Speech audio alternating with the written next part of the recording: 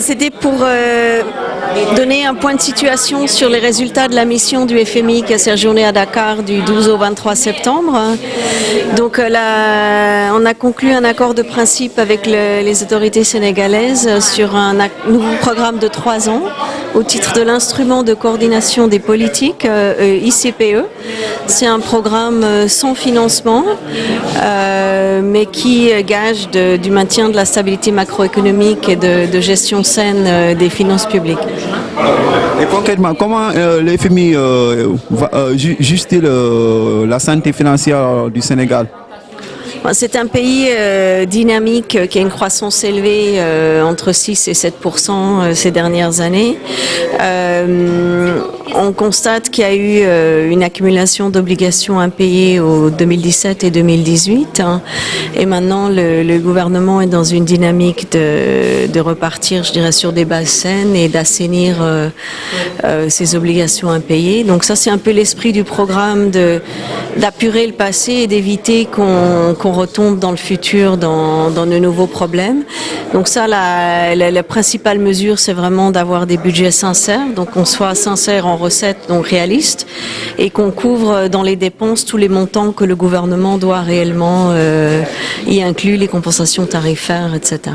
Donc vous êtes en quelque sorte le gendarme, quoi?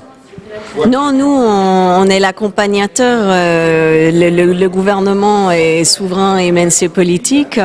Et nous, on constate, donc selon les principes de bonne gestion des finances publiques, également les engagements de déficit, c'est pas les nôtres, c'est ceux de l'UMOA. Donc le gouvernement s'est engagé à respecter une cible de 3%.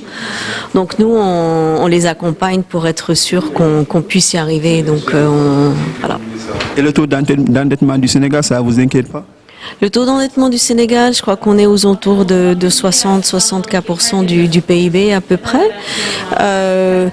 Notre appréciation, c'est qu'avec, on a une phase maintenant ascendante avec l'exploitation des hydrocarbures, le développement de la production des hydrocarbures, et ensuite on va repartir sur une courbe descendante et soutenable après cela, quand on aura l'élargissement des recettes d'exportation, des recettes pétrolière et du PIB, donc les ratios devraient redevenir soutenables, enfin rester soutenables sur le long terme. Donc avec les hydrocarbures, donc ça va pas alléger l'endettement. Ça va alléger le poids de la dette dans le sens où on aura un PIB croissant plus rapidement, des recettes d'exportation et des recettes fiscales.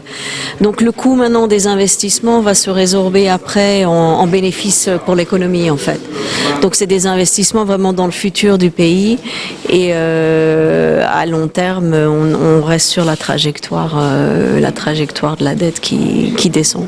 Donc, selon vous, le Sénégal pourra maintenir cette cap de 6-7% dans le cadre du plan Sénégal émergent? Je pense qu'on est bien parti pour y arriver. Il y a beaucoup d'initiatives, et je dirais pas seulement de l'État, beaucoup d'initiatives privées, beaucoup de dynamisme dans le pays. On a des volontés de mettre des mesures qui vont encore favoriser le développement du secteur privé. Donc je pense qu'au-delà de l'exploitation des hydrocarbures, le défi, ça va vraiment être de maintenir cette croissance élevée, mais qui sera au travers d'une intervention réduite de l'État dans l'économie. Mais y aura-t-il des mécanismes pour accompagner le secteur privé? Alors il y a beaucoup d'initiatives. Le gouvernement est en train de préparer une stratégie de développement du secteur privé qui essaie de faire un peu le point sur toutes les initiatives qu'on a déployées jusqu'à maintenant et peut-être recentrer certains efforts pour éviter de se disperser dans diverses initiatives.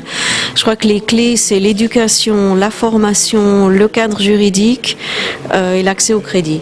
Et si on réussit ça, on aura déjà fait beaucoup de progrès, je veux dire. Et selon vous, quelles conclusions vous tirez-vous de l'action gouvernementale? Jusqu'ici, on voit que la première phase a réussi le pari de créer des infrastructures modernes et performantes. Donc, si on continue sur la lancée avec les initiatives pour réduire le coût de l'énergie, améliorer encore l'environnement des affaires, je pense qu'on est sur la bonne voie.